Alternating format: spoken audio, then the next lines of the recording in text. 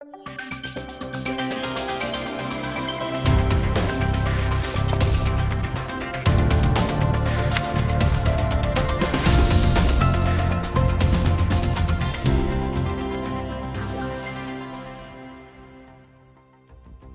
بینەرانی خۆشەویست، عەرەب چووەک نەتەوە لە ڕابردوودا لە ئێستاشدا وەک مەزهەبی شیعە و سوننە بەرامبەر کورد و مافەکانی گەلی کورد زۆر هەستیارن. ئەم هەستیاریە لە هەموو بڕیار و هەڵوێست و تەنانەت حکومەکانی دادگای فیدرالیشدا زۆر بەزەقی دەردەکەوێت. ئێمە لەم بەرنامەیەدا هەوڵ دەدەین تیشک بخەینە سەر بابەتی شیعە و سوننە و هەڵوێستیان لە مافەکانی گەلی کوردستان بە میوانداری زۆر بەڕێز مامۆستا ڕەوف ڕەباتی و ڕۆشنبیر و نووسەر. مامۆستا بەخێر بێت. زۆر سوپاس مامۆستا سەرم. نازانم مەگەر باس لە پێشینەیەکی مێژووی بکەین یا یەکسەر بچینە سەر ئەوەی بۆچی عەرەب چوەک نەتەوە چوەک شیعە و سوننە لە ئێستادا بەرامبەر مافەکانی گەلی کورد بووە بە هەستیاریە مامەڵاکن. بەڵێ لە ڕاستیدا مامۆستا سەران کێشەی عەرەب وەکو دوو تایفەیە ئەو دوو تایفە مەزهەبیە سوننە و شیعە کێشەیەکی مێژوویە پێشتر لەگەڵ خۆیان نەک لەگەڵ ئێمە بەڕاستی. ئەگەر ئێمە بگەڕێنەوە بۆ ئەو خەلفێتە مێژوویە و بۆ ئەو کێشمە کێشم و سراعە مێژووی کە لە بینی ئەم دوو مەزهەبەدا هەبووە 1100 ساڵە بەڕاستی ئەم کێشە بەردەوامەوە تا ئێستا هێناویانە. بێگومان جیاوازیش هەیە لە بینی هەردوو مەزهەبەکە، جیاوازیەکی دوور و ئەمە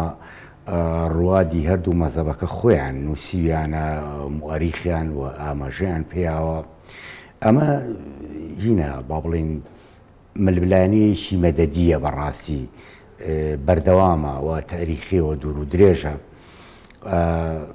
بە تایبەتی کێشمە کێشم و ململانیان لەگەڵ ئێمە کەوتم جیاوازە کێشەی ئێمە نەئەبوایەوە بکەوتایەتەوە لەگەڵ شیعە بە حکمیەوەی کەوا دەسەڵاتدارانی پێشووی عێراق هەمیشە بڵین بەدەست سونەوە بووە لەگەڵەوەی کە کوردیش خۆی بە سونە ئازانێ هەرچەند بەشێکی مەزهەبی شیعەشی تایە بەڵام ئەکسەرێتی کورد سونەیە بە پێچەوانەوە یعنی هێندەی کەوا لە سونەکانیان و ئیستیبدادیان بەرامبەرکردوون و زوڵمیان بەرامبەرکردوون بەرامبەرش بە شیعەش کردوێتی. مەبەستمە بڵێم یعنی لە زوڵمی ڕژێمەکانی پێشوە ئێمە و شیعە مشترک بووین واتە با بڵین بەو چاوە بڵین دژمنێکی هاوبەشمان هەبووە بەڕاستی. بەڵام مامۆستا ئەمە تێڕوانینێکی عاتفیانە نییە بۆ مەسەلە سیاسیەکان. سا ئێمە دیقەت بین دوو برا لە ماڵێکە کە بران کە باوکیانە برا لەسەر میرات زۆر جار خەریکە یەکتری ئەو کوشت بەتەمای شیعەیە کە ئێستا لە دەسەڵاتە هەموو جونگەکانی دەسەڵات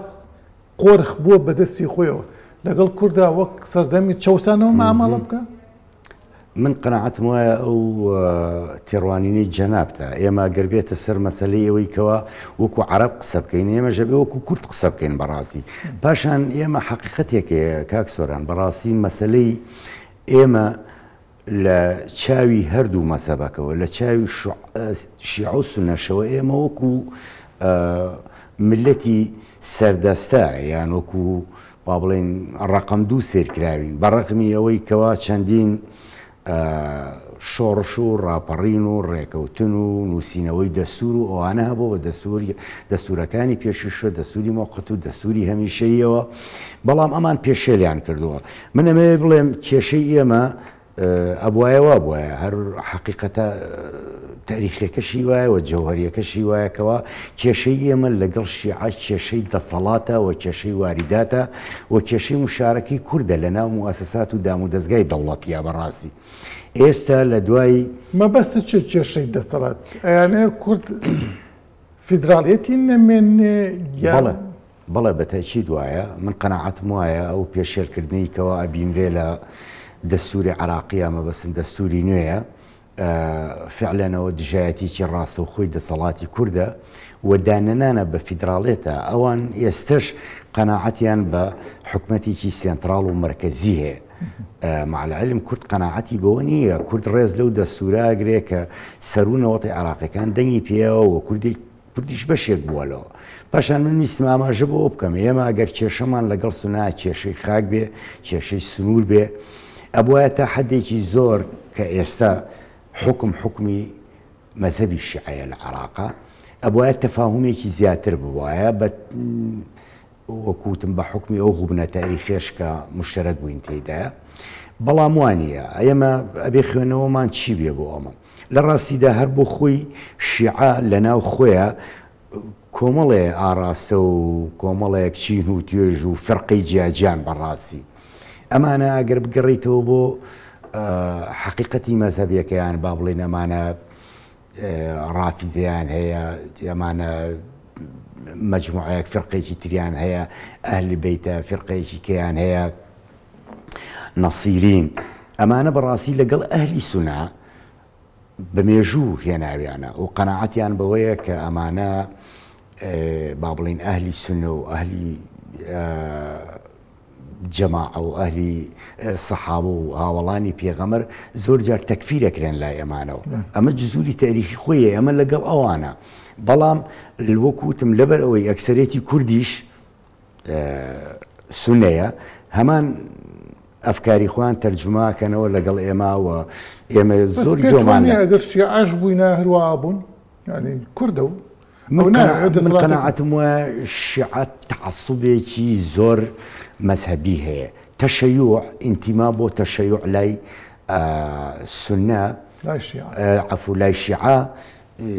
لەسەر و ئینتیماوەیە بۆ نیشتیمان لەسەر و ئینتیماوەیە بۆ خاک ئەمان جیاوازیان هەیە بەڕاستی پاشان کێشەی ئێمە وەکوتم کێشەی ئێمە کێشەیەکی مەذهبی نییە دینی نییە لە عێراقا کێشەی ئێمە کێشەیەکی نیشتیمانی و نەتەوەییە ئێمە ڕاستەکەمان جێە لەگەڵەوانە بۆ ئێ من قەناعەتم وایە ئەمە بە چەند ئالێت و میکانیزمێک ئەمە ئەگۆڕێ یەکەمە بێتۆ لەگەڵ زەمەنا بڕۆی ئەمە لەلانەیە درێژە پێبی دووهەم ئەجیالی نوێ پەروەردە بکرێ لەسەرەوەی کەوا کێشەی ئێمە کێشەی مەذهبی و ئاینی نییە ئێمە کێشەی ئاینیمان نییە لە عێراقا کێشەی مەذهبیمان نییە ئێمە خاکێکمانەیە ئەم خاکە هەرچۆن لە لایەن ئێرانەوە بەشێکی داگیر کراوە لەلایەن سووریاوە لەلایەن تورکیاوە بە هەمان شێوە لە عێراقیشا بەشێکی داگیر کراوە ئەم خاکە و چۆن ئەوان سەیری ئێماکەن و مامەڵە لەگەڵ ئێماکەنە بێ بە هەمان شێوە بەڕاستی ئێمە وەکو داگیرکرد سەیری ئەوان بکەین بەڵام ئەمڕۆ لە دنیای مەدەنیەت و لە دنیای ڕێکەوتن و دیبلۆماسیەتە کە نەتایجی شۆڕشەکانی ئێمە و خەباتی ئێمە ئەوە بۆ کە بتوانین لەم پارچەی کوردستانە خەبات ببینە پێشەوە هاتوین دەستورێکمان داناوە ئەم دەستورە بە ڕێکەوتنی هەرسێ پێکاتە سەرەکیەکەی عێراق بووە کە کورد و شیعە و سونە و زائیدەن کەمە نەتەوایەکانی تر ئەمە دەستورە ئەمە وەکو ئەڵێ دەستور ڕۆحی قەوانینەکانە ئەبێ ڕێزی لێ بگیرێ بەداخەوە کاکسۆران تا ئێستا ئەو دەستورە ڕێزی لێ نەگیراوە و وەکوتم ئەم لانەیەش ئەبێ درێژی پێ بدرێ ئیتر شێواز و میکانیزمەکەی ئێستا ئەمڕۆ لای ئێمە شێوازێکی دیموکراسیانە و مەدەنیانەیە لە ڕێگەی یاساوە زۆر باشە مامۆستا من یەکەیەک ئێمە سەر بابەتەکان ئەو شتانێک کە مەسەلەن ئەوانی کە شیعە و سونە شتیان دژی کورد ئەوەستنەوە بۆ نمونە با بینە سەر مادەی 140 مادەی 140 مادەیەکی دەستوریە ئیتر خۆ ئەمە با بڵێن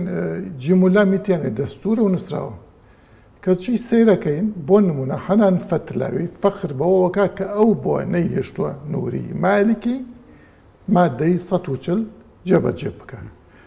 لەوەش سەیرتر مەرجعی هەرێک گەورەی شیعەکان ئایەتوڵای سیستانی ئەڵێ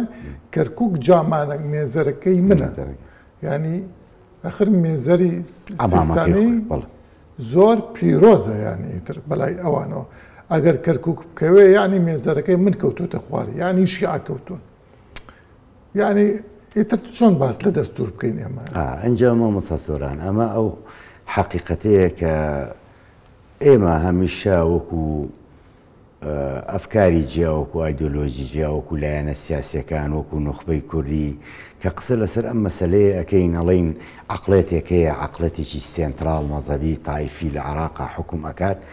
ئەمە ڕنگدانەوەیەتی سیستانی مەرجعی شیعەکانە بەڕاستی کە ئەمە ئەڵێ مەبەستی لە چییە؟ مەبەستی لەوەیە کە کەرکووک کوردستان نییە. بەڵێ کە ئەڵێ مێزەرەکەی منە یان عەمامەکەی منە مەبەستی من عەمامەم کرد بە کوردی مێزەریش عەرەبیە بەس بۆ بەتاکید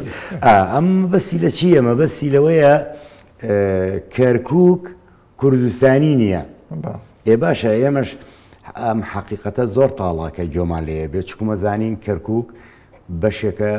لە کوردستان جیا ناکرێتەوە و لە پێناوی کەرکووکە خەباتێکی دوور و درێژ کراوەوە سمبل و ڕەمزێکی وەکو بارزانی نەمر بەڕاستی شۆڕشێکی لەو پێناوەدا داناوە و چەندین مفاوەزات کراوە کە هاتوونەتە سەر مەسائیلی کەرکووک جیاوازیەکان زۆر بووە لەبەرەوە لای ئەوان گرنگە وەکو سەرەواتێکی نەوتی ئەوان وەک پارە سەیری بەڵێ بزەبت سەیری بکەن بەڵام کورد وەک خاک سەیری ئەکەن وەک پیرۆزی کورد کەرکووک لە لای مقدسە کەرکووک پیرۆزە لە لای بەشێکە لە ڕۆحی خۆی لەبەرەوە قەناعەتم بۆیە ئەو بیر و بۆچوونانەی کەوا لە ناو هەم تایفەی سونەش و هەم تایفەی شیعەش هەیە لە لای کوردەوە ڕەفزە و دانی پێدانانێن. دەستور وەک بەڕێزت فەرمووت هەمومان ئەزانین بە زۆرینەی خەڵکی عێراق دەنگی بەڵێ پێدراوە شیعەکە خۆیان هەر لە سیستانیەوە تاکو خوارەوە ڕازی بوون لەسەری. ئێستا هەر خۆیان ئەمە بە زمانی خوانەڵێن دەستور بە عەقڵی کورد و بە دەستور خەتی شیعە نووسراوە ئەبێ ئەم دەستورە بگۆڕین. ئیتر چۆن بەتەما بین ئەم خەڵکە ئەم تایفەیە ئەم مەزهەبە ئەمانە ینی دەستور جێبەجێ بکەن کە ئەتوانن جێبەجێ نەکەن پێچ بکەنەوە بەسەریە تەئجیلیکەن لەوانێ بڵێم ئیمانیان پێی نییە. مامۆستا سۆران بەڕاستی ئەوە حەقیقەتێکی تاڵە من قەناعەتم وایە چ شیعە و چ سونەش دوجار استراتیژێکی نەتەوەیی یان هەیە بەرامبەر بە کورد و بۆ ئامانجە نیشتیمانی و نەتەوەیەکانی خۆیان بۆ ئاراستەیە کارەکەن بۆیە کوردیش پێویستە بە ئاراستە نیشتیمان و نەتەوەیەکە لە بەرامبەریان بوەسێتەوە. ئەم ململانەیە و کوتم بەردەوامە بێ و ئەجیالی نوێیەتە پێشەوە ئەبێ ئاوەکو ئەڵێ سەرەپەتی ئەم ململانەیە بگرن و بەردەوام بێ. کێشە کارڵ پۆپەرەڵێ ژیان بۆ خۆی هەمووی کێشەیە هەمووی ململانەیە بەتایبەتی بەڵام جوانیەکەشی لەوایە کەەوە نەکحل دنیای حلولەیە بۆ چارەسەری ئەم کێشان ئەمە نایەن مەسە خۆێسەوە دەستوری عراقی چارەسەری زۆر کێشەکانی کردو بەڵام ئەمان دانی پێدانانێن بۆیە لە ڕاستیە حتا لە ساڵانی ڕابردووە کەسێکی وەکو جۆ بایدن کە سەرۆکی پێشووی ئەمریکا تەرحی ئەو پرۆژەیە کردکەوە سێ هەرێمی جیا لە عراقا تەبەنی بکرێ بۆ کورد بۆ سونە بۆ شیعە ئەوە بوو سەری نەگرت. من قەناعەتم وایە دوجار کێشەی کورد لە گەڵ سونە و لەگەڵ شیعە هەر بە جیابوونەوە چارەسەر ئەکرێت. کۆنفیدراڵی بەلایەکەمەوە بە کۆنفیدراڵی چارەسەر ئەکرێ بۆ مەرحەلەی ئایندە بەڵام دوجار کێشەی کورد کێشەی سربەخۆیی خاکەکەیەتی کێشەی کیانێکی نەتەوەیە ئەمە وەکو ستراتیش کورد خەباتی بوو ئەمە کردەوە بەڕاست. بەڵام مامەستا ڕێزم هەیە بۆ قسەکەی بەڕێزت خۆشم ئیمانم وایە بەس چەند دەرسەدی کورد ئەم قسەی پێ باشە لە حیزبەکان و لە خەڵک بۆ نمونە ئێستا هێزێکی گەورەی وەکو پەکەکە پێمانەڵێت دەوڵەتی نەتەوەی لەعنەتیە بۆ کورد ئەمە لە ناو جیلی ڕۆشنبیریشە ئەتوانم بەو شێوە جانی زۆری سێریکە پێتوانێت لە ڕاستیدا بەداخەوە ینی کەوا هێزێکی گەوری وەکو پەکەکە ئەوە ناجێتی هەرچەند من بۆ خۆم هەرگیز معجیب نەبووم بە ئەفکار و بە سیاست و بە بە خەباتی پەکەکەش چکم پەکەکە بەڕاستی ئەوەی ئێمە بینیمانە هەمیشە بەشێک بووە لە سەرێشە بۆ ئێمە نەک بشێک بەڵام ئەمانە هاتوون ئیسیفادە لەو سیراع و ململانەیەکەن ئەمە نەبوونی چییە مامۆستا سۆران نەبوونی ستراتیژێکی نەتەوەییە بەڕاستی ئەمە تەسیری ئایدۆلۆژیایەکی کۆن و کلاسیکە کە ئێستا کورد ناگەیەنێتە نەتیجە و کوردە سوپەنجەی گەرم کردووە لەسەر لەگەڵ ئەمە ئەفکار و ئایدۆلۆژیانە بۆیە من قەناعەتم وایە نەک پەکەکە کاک سۆران بەڕاستی هەندێک هێز و لایەنی دیکەشەیە یعنی تۆ تەماشاکە ئەمڕۆ سێری هێز و لایەنە ئیسلامیەکان بکە بەڕاستی هیچ ئینتیمایەکی نیشتیمانی و نەتەوەی یان نەماوە تۆ تەماشاکە لە پرۆسەیەکی وەکو ئەم پرۆسی هەڵبژاردنا بە ئەوانشی کە بەشێک بوون لە دەسەڵات و ممارەسەی دەسەڵاتیان کردو بۆ ئۆپۆزیسیۆنەکانیشانەوە تەنها کارتێک بەکاری بێنن دژایەتی ئەم قەوارێ و دەستکەوتەکانی حکوومەتی هیچیان پێ نیە لەم ڕۆژانەیە پۆستێکم خوێنەوە لە فەیسبوک ناوی کەس نابم کەسێک کە سیاسی و ناسراوە نووسێتی پارەی دزراوی خەڵک بەکارێنن بۆ پرۆژە وەکو کارە بای 24 ساعتی پۆینت دروستکردنی سەدەکان دروستکردنی جادی یاکێکی ترم خوێنەوە ئەڵێ دروستکردنی جادەی دووساییدی گۆمەسپان بۆ فێڵی تورکیایە بۆ لێدان دەپەکەکە یعنی تا ئەو ڕادێ سەفاهەت یعنی بەلات و سەیر نییە بەشوەیە بەتاکید من مامۆستا سۆران بە قەناعەتی فکری خۆماڵێم من قەناعەتم وانە ئەوانە هەرگیز چه ئایدیای پەکەکەوە چه ئایدیای ئیسلامی نازانم بەشێک یعنی بەشێک بن لە پرۆژە و لە خەونی ڕزگاری نیشتیمانی و نەتەوەی کورد بەشێک مامۆستا هەر ڕقی حیزبایەتیە آخر خۆ ڕقی حیزباتی لای ئێمە وا ئەکا کە خیانەت بکاکە ئەجا کاک سۆران بەڕاستی ئێمە ئەگەر سێری دروستبوونی دەوڵەت و دەوڵەت سازی نەتەوەکانی کە بکەین ئەزانین و خوێنومانەتەوە بە چه ئاراستەیەکە ڕۆشتون و چ خەمێکی گەورە بۆ بەلایەنەوە کە کورد گەشتۆتە ئەم مەرحەلەی ئێستا یەکێک لە هۆکارە سەر و کەکان و میکانیزمە سەرەکیەکان کە فاکتەرێکی ڕاستەوخۆ بۆ لێیان لە شۆڕشەکانی کورد و پرۆژەی کورد ئەم وەکو ئەڵێ توازی ناوخۆیە بۆ بەڕاست مامۆستایەک دوو پرسیارماوە بەلامەوە گرنگە لەوە چه کاتیشمان کەم نابێ پرسیارێک یەکێک لەوانە دادگای فیدراڵیە ینی پێتوانێت دادگای فیدراڵی تەنیا کوتەچەکە میکانیزمێک بوو لە ماوەیەکە بۆ لێدان لە کورد لەلایەنیشیاوە هەموو ئەو دەسەڵاتەدان ئەو بڕیارانەی کە بڕیاری لەسەر دراوە دژی بەرژەوەندی گەلی کووردە کە چیل لە ناو کوردی شۆخۆی خەڵکان قەراری بات و ملزمە خوانە چون شکاتیان تەنانەت شکات لە کارەبای 24 ساعتش ڕاست مەسەلەی دادگای فیدراڵی دقیق ئەو پێناسەی جەنابەت پڕ بە پێستەکەی خۆیەتی چەکوشە بۆ لێیان لە ئەو داواکاری و داخوازیانی کە کورد هەیەی هەمیشە ئێمە قەناعەتمان بەوەیە موئەسەساتی دەوڵەتی ئەبێ ڕێزی لێ بگیرێ کەی ڕێزی لێ بگیرێ ئەو کاتیکەوە سەیری یاسا و دەستوری بە چاوێ کرد بۆ هەموو پێکاتەکانی عێراق بەڵام بەداخەوە ئێمە ئێستا بینین دادگای فیدراڵی هەروەکو جەنابی سەرۆک بەردانیش جارێک ئاماژەی پێە وەکو دادگای سەورەی عێراقی مامەڵاکە بەڕاستی بە تایبەت لەگەڵ قەزەی کوردیە بۆیە ئەمە مزداقێتی موئەسەسات و دام و دەستگا پوچەڵە کاتەوە لانی کەم بە لایەنی ئێمەوە بەڕاستی لایەنێکی کە کێشەکە ئەوەیە کە هەندێک لەم بەناو ئۆپۆزیسیۆن و لایەنە سیاسیانەی کورد ئەچن ئەفزەلێتی ئەو دادگایە ئەیەن بەسەر قەزێنەتەوەی نیشتیمانیەکەمانە ئەمە کێشەیە بەڕاستی بۆیە ئێمە کاتێک ڕێز لە دام و دەستگاکانەگرین کە ڕێز لە دەستورەکەی خۆی بگرێت دادگای فیدراڵی بەچی دروست بوو لەسەر ئەساسی دەستوری عراقی دروست بوو بەڵام دادگاکی نادەستوریە خۆی ئێستا بەتەکید وایە باشە مامۆستا کاتمان زۆر کەماوە با بچمە سەرێک دوو پرسیاری تر مەسەلەی ئەڵەن چێ تیری زۆر تێگیرا ئەوە ڕووبکەرەوە من دیقەتەیەم وەک مراقبێک حەسەن نەسڕوڵڵا سەید حەسەن نەسڕوڵڵا با بڵێین کە لە لوبنانە هیچ پەیوەندێکی بە کوردستانەوە نییە لەوە تفەنگەگرێتە جەنابی مەسعود بەرزانی بە ئینفیسالی ناوە لە ناوە مەسەڵەن خەزعەلی لە با بڵێن هەموو ڕەوتەشیە توندڕە و میان ڕەوەکانیشیان لە کاتی هەڵبژاردنە بۆی دەنگبێنن دژی کورد و بە تایبەتی جەنابی بارزانی قساکەن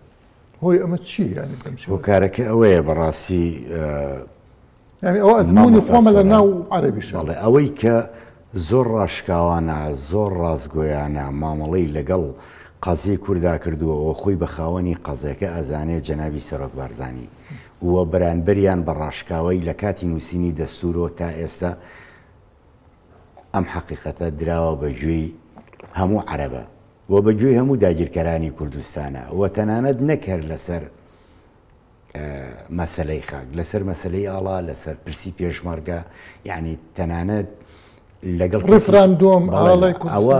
ئەو هەڵوێستانی جەنابی سەرۆک بەرزانیە کە وای کردووە ئەمان تونتر ململانەکەیان بکەن پاشان خۆ دەزانی ئەمانەی کە ئێستا لە عێراقا هەن ئەمانە سەر بە دەوڵەتێکی ئیقلیمین و پشتیان هەیە عمقێکی استراتیژیان لەگەڵانەیە ئەمانە پەیوەندی بوو نفوزەوە هەیە کە نفوزێکی ئێرانیە لە عێراقا کەوای کردووە ئێستا وەکو ئەوەی عێراق لە ژێر وسایی ئێرانە بێ بەڕاستی محافظەیەکی عێراقی بەڵێ ئێرانیش ئەم سیاسەتەی کە پیادە کردووە نەکرد تەنها لە ئەمە لە زەمەنی ئەو پرەنسیپی خۆیانەوە کە تەسدیری سەوراتیان نەکرد بوون بە گەورەترین کێشە بۆ دەوڵەتانی ناوچە نەکرد بۆ عێراق بۆ سووریا بۆ لوبنان بۆ یەمان و لە ناو عێراقا من ئەتوانم بڵێم ئەمانە ئەبێ بە هێز و فشارێکی نێودەوڵەتی ئەم نینۆکانە بەس مامەسە پێتوانێت سوننەکانیش بمبورە ئاخر پرسیارم بێ لەوانێ سوننەکانیش ئەوانەی دش بە کورد قسە ئەکەن بە زۆری ئەوانن کە چوونەتە ژێر هەژمۆنی ئێرانەوە بۆ نمونە حەلەبوسی لە ئاخر جارێ لەوە پێشوان نەبوو بەس دوای ئەوەی کە دەرکرا لە پەرلەمان و جارێکتر حکومەکان لەسەر لابر هەڵبەتە بەعزێت تەنازولاتی کردو ئەنجا دش بە کورد قسە ئەوانەی تر لەوانێت زۆروان نەبن مامۆستا سۆران تۆ تەماشاکە هەڵەکە لە کوێوە بینیتەوە ئەمانە دوجار وەکوتم جگە لەو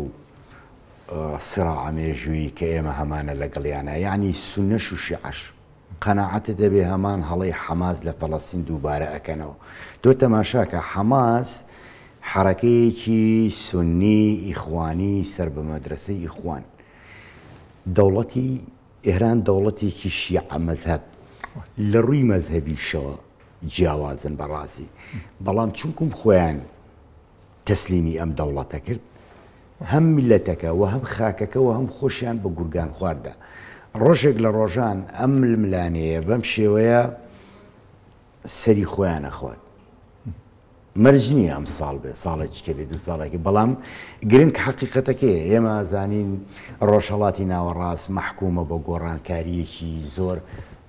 وازح و دیار و معادلە ئیقلیمی نێودەوڵەتیەکانە مە پیشانێن و مؤشیراتەکانە پیشانێن خەڵکانی محەلیل لە ناوەندەکانی تینتانک و لێکۆڵینەوە شتێ لەسەر ئەم مەسەلانە بەڵام ئەمەی کە ئەیکەن ئەمە ئینتیحارە خۆکوشتنە ئەوەی کە حەماسیش کردی ئینتیحار بوو بەڕاستی بۆیە من قەناعەتم وایە دوجار سەرکەوتن بۆ قەزەی ڕەوا و عادیلانەی کووردە و لەناو هێز و لایەنە سیاسیەکانیشا من قەناعەتم وایە تا ئێستا بە درێژایی مێژوو ئەوەی کە ڕاعی کێشەکەیە ئەوەی بە سادقانە هێناوێتی پارتی دیموکراتی کوردستان و قیادەی جەنابی سەرۆک بەرزانی سپاس کاتمان تاڵ بەدەخ بینەرانی بەڕێز بەم شوەیە هاتیینە کۆتایی ئەم ئەڵقەیە تا ئەڵلقەیەکی تر و میوانێکی تر خواتان لەگەڵ